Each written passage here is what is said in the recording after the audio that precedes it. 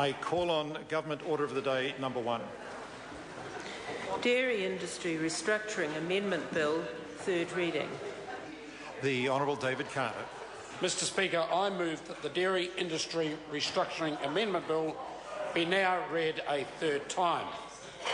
The bill was tabled in the House in March this year.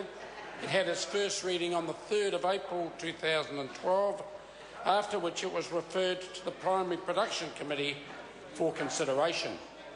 The Select Committee reported the bill back to the House on the 6th of June, and the bill has now had its second reading and passed through the committee stages.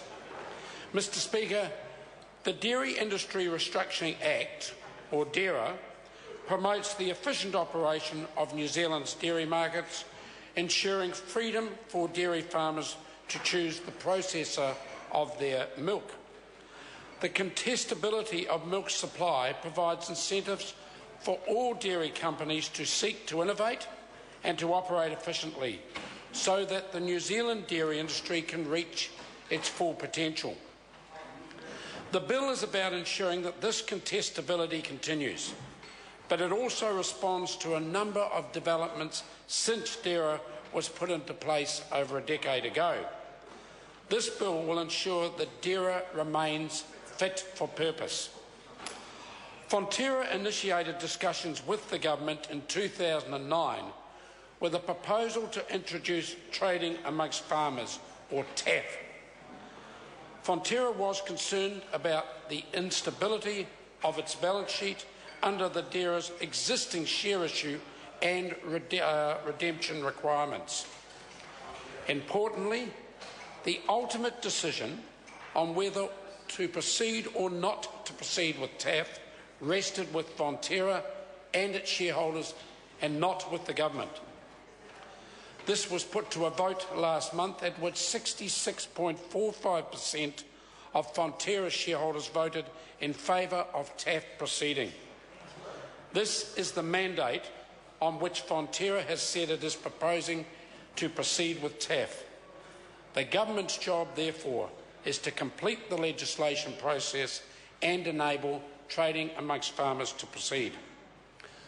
This bill ensures that when Fonterra launches TAF, farmers' freedom of entry into and exit from Fonterra is preserved.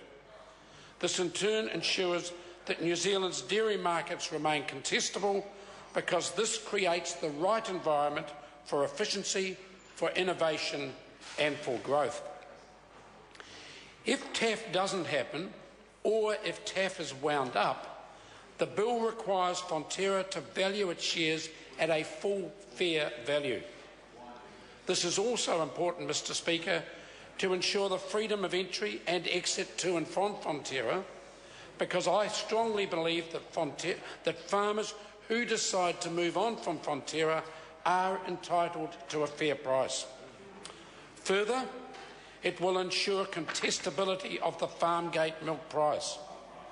This is why, unlike the share price of any other cooperative, Fonterra's share price is a public policy concern. Finally, the bill introduces a new regime to increase transparency of the way Fonterra sets its farmgate milk price, and provides confidence that the farmgate milk price is consistent with delivering a contestable market.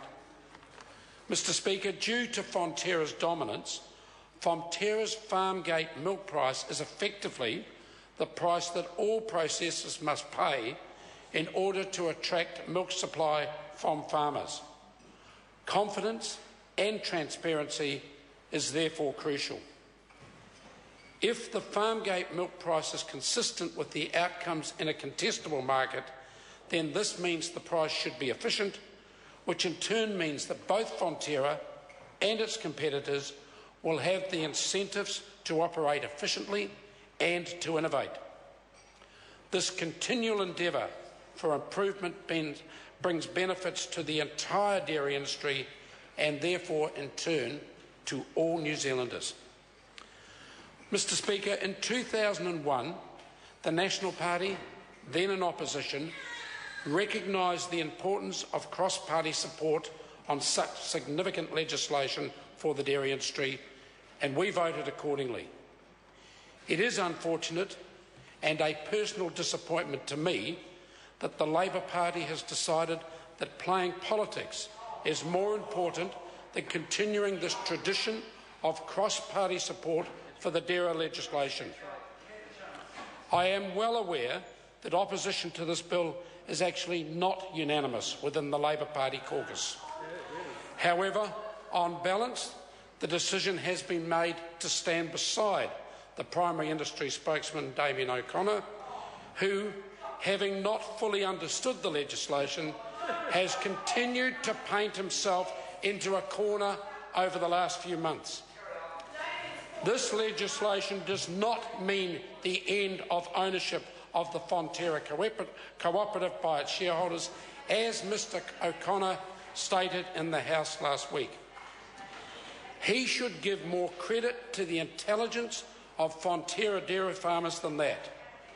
It certainly does not give Mr Damien O'Connor any reason to accuse the Fonterra chairman of lying and stating that he did not, Mr O'Connor, did not trust Fonterra. That was the language used by Damien O'Connor that should never have been used in this Parliament. Mr Speaker, I can only hope that the Labor Party leadership sees past these negative politics and in the future does the right thing by providing this bill with the cross-party support that the original dairy industry restructuring legislation enjoyed. Mr Speaker, this bill is crucial to the ongoing growth of New Zealand's dairy sector and therefore to the ongoing economic prosperity of all New Zealanders. I commend this bill to the House. The question is that the motion be agreed to. The Honourable Damien O'Connor. Thank you very much, Mr Speaker, and I rise to take the opportunity